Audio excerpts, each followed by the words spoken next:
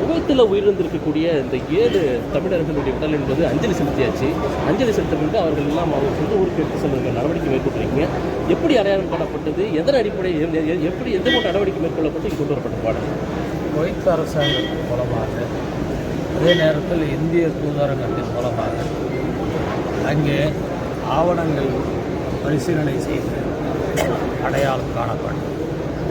அந்த அடிப்படையில் இந்த 7 பேருடைய உடலை அடையாளம் காட்டி துறை சார்பாக அந்த பதிவுகளை சரிபார்த்து உறவினர்களிடத்திலே அந்த ஒப்புதலை, அந்த விவரத்தை கேட்டு அடையாளம் காட்டப்பட்டு இந்த 7 உயிர்நீத்தனுடைய உடல் இன்றைக்கு கொச்சியில் வந்திருக்கிறது. மாண்புமிகு தமிழ்நாடு முதலமைச்சர் மக்கள் முதல்வர் தளபதியினுடைய ஆணைக்கேற்ற நம் துறை அதில் விரைந்து நடவடிக்கை எடுக்க வேண்டும் என்ற அந்த முயற்சியில் இன்றைக்கு கொச்சினிலிருந்து 7 மாவட்டங்களுக்கு அந்த 7 உடலையும் அவர்கள் சொந்த ஊருக்கு அவர்கள் இல்லம் வரையும் சென்றடைவதற்காக வாகன வசதிகள் செய்து கொடுத்து நம்முடைய துறையினுடைய ஆணையர் நானும் இங்கே நேரடியாக வந்திருக்கிறேன். மாண்புமிகு முதலமைச்சர் அவர்கள் இறந்தவர் குடும்பத்திற்கு தலா 5 லட்சம் வழங்கியிருக்கிறார்கள். அது மட்டுமல்லாமல் அவருடைய குடும்பத்தை பாதுகாக்கின்ற நிலையில் நம்முடைய நல வாரியம் அமைக்கப்பட்டுள்ளது. அதன் மூலமாக அவர்களுக்கு பல்வேறு உதவிகள் செய்கிற வாய்ப்பு இருக்கிறது. இப்போ நல வாரியத்தின் வாயிலாக எந்த மாதிரி உதவிகள்லாம் கிடைக்கும்? ஏன்னா பெருளாதாரத்தை பின்தங்கியவர்கள் தான் அங்கே போயிருக்காங்க, பலியாயிருக்காங்க அப்படிங்கிற நிலையில் அவங்களுக்கான உதவிகள் உடனடியாக தேவைப்படுது. இந்த நிவாரணம், உடனடி நிவாரணம் 5 லட்சம் வழங்கப்பட்டதா? இந்த நல வாரியத்தின் வாயிலாக எப்பொழுது உதவி கிடைக்கும்? நல வாரியம் அமைக்கப்பட்டு தற்போது 10,000க்கு மேற்பட்டவர்கள் அதில் உறுப்பினராக சேர்ந்துள்ளார்கள். அவர்களுக்கு அங்கே வாழ்வாதாரத்துக்காக செல்லுபவர்கள் அவர் இறக்கின்ற காலகட்டத்தில் பல்வேறு காலகட்டங்களில் இறப்பு ஏற்படுகிறது. அதற்கேற்றாற்பாயில் அவர்களுக்கு நிதி உதவி வழங்குவதற்காக நலவாரத்தில் துறைப்படுத்தப்பட்டுள்ளது.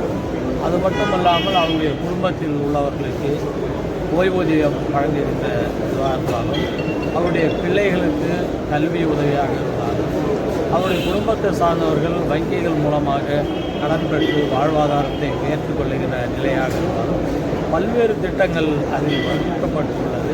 எனவே மாண்புமிகு முதலமைச்சர் அவர்கள் தாய் உள்ளத்தோடு அந்த நலவாரியத்தினுடைய திட்டங்களை எல்லாம் பார்க்கிற காரணத்தினால் நிச்சயமாக அவர்களுக்கு அந்த உரிய பாதுகாப்பு வழங்கப்படும்.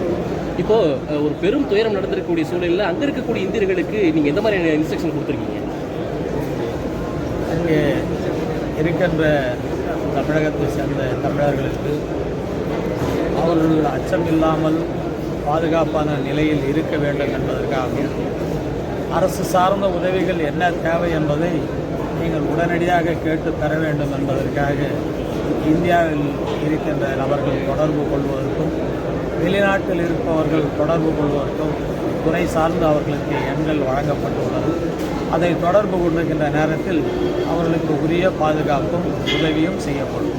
இப்போது உயிரிழந்தவர்களுக்கான நிவாரணம் வழங்கப்பட்டிருக்கக்கூடிய சூழலில் காயமடைந்தவர்களுடைய நிலை என்னங்கிற ஒரு கேள்வி இருக்குது. இப்போ காயமடைந்தக்கூடிய தமிழ்நாட்டை சார்ந்தவர்களுக்காக என்ன நம்ம நடவடிக்கை எடுத்தீங்க? காயங்களுடைய அந்த தகவல் நமக்கு உறுதி செய்யப்பட்ட பிறகு மாண்புமிகு முதலமைச்சருடைய கவனத்திற்கு அது எடுத்து சென்று துறை சார்பாக அது அடையாளம் காணப்பட்டு காயங்களுடைய அளவின் பேரில் அதற்கு நிச்சயமாக உதவிகள் செய்யப்படும்.